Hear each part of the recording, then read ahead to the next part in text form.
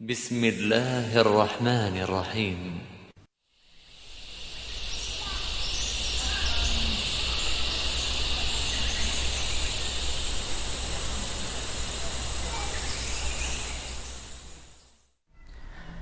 Bismillahirrahmanirrahim. Assalamualaikum warahmatullahi wabarakatuh. Alhamdulillah wassalatu wassalamu ala rasulillah, amma ba'd. Apa kabar anak-anakku semuanya? Semoga dalam keadaan sehat ya, dan juga semangat belajar untuk hari ini. Nah, insya Allah hari ini Ustadz akan menceritakan kisah kelahiran Nabi Muhammad Sallallahu Alaihi Wasallam. Nah, bagaimana ceritanya? Mari simak dengan baik ya.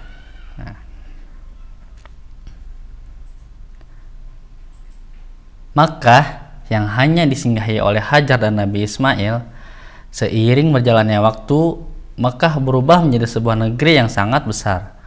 Berkat doa Nabi Ibrahim, negeri itu sungguh mendapat berkah dari Allah Subhanahu wa Ta'ala. Masyarakatnya hidup berkecukupan dan juga hidup sejahtera. Beribu-ribu tahun kemudian, Makkah berubah menjadi negeri yang sangat kejam. Sebagian penduduk negeri Makkah bahkan melupakan ajaran agama yang benar. Mereka mulai menyembah kepada berhala yang ia ciptakan sendiri sebagai Tuhan mereka. Bukan hanya Tuhan mereka saja yang berubah, sikap dan perilaku masyarakatnya pun berubah.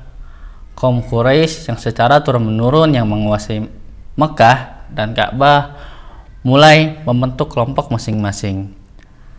Mereka hidup dengan sangat mewah dari hasil yang tidak halal, yaitu merampok dan memeras rakyat kecil, berjudi, curang dalam berdagang, dan perbudakan yang sangat kejam.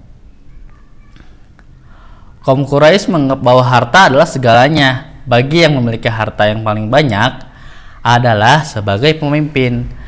Demi kehormatan dan kedudukan, mereka menghalalkan segala cara untuk mencapai keinginannya, sampai-sampai sering terjadi peperangan antara saudara.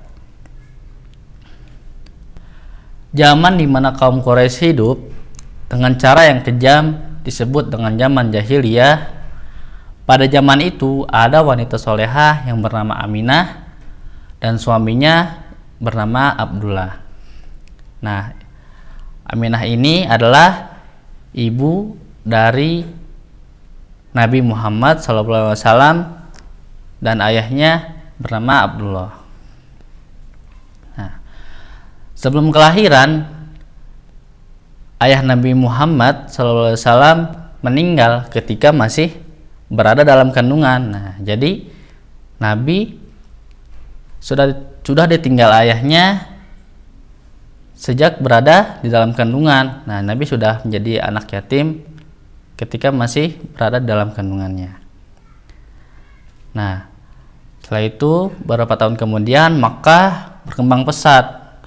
Orang dari segala penjuru datang ke Ka'bah untuk beribadah dan juga berdagang. Namun di sisi lain, dengan ramainya Makkah ini ada yang tidak suka, yaitu Raja Abraha. Raja Abraha juga tidak mau kalah dengan ramainya Makkah. Dia langsung membangun rumah ibadah yang sangat megah. Tetapi sia-sia perbuatannya itu, tidak ada yang mau datang ke rumah ibadahnya. Nah, Raja Abraha pun langsung memerintahkan agar pasukannya siap-siap untuk menghancurkan Ka'bah.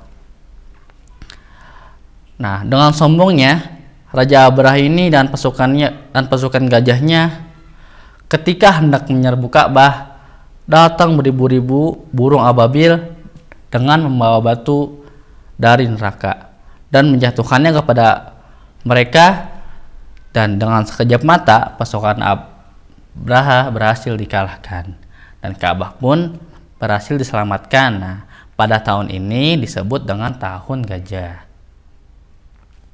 Nah, kelahiran Nabi pada tahun ini juga Aminah melahirkan putranya yaitu Nabi Muhammad SAW. Nah, Nabi Muhammad dilahirkan pada tanggal 12 Rabiul Awal tahun gajah, dan kakeknya Abdul Muthalib yang memberikan nama Muhammad. Nah, kakeknya pun berkata, saya berharap penduduk bumi memujinya dan penduduk langit pun memujinya. Artinya yaitu kakeknya memberi nama Muhammad, yaitu Muhammad berarti yang terpuji. Nah, mungkin sampai di sini dulu ya kisah kelahiran Nabi Muhammad bagian 1. Insya Allah kedepannya nanti kita akan lanjutkan ya. Semoga hari ini kita bisa mendapat pelajaran dan juga kita bisa mengambil kisah yang baik dari kisah ini. Saya akhiri, semangat belajar semuanya ya anak-anakku sekalian. Semoga Allah memudahkan urusan kita semua. Barakallahu fikum, jazakumullahu khairan, wassalamualaikum warahmatullahi wabarakatuh.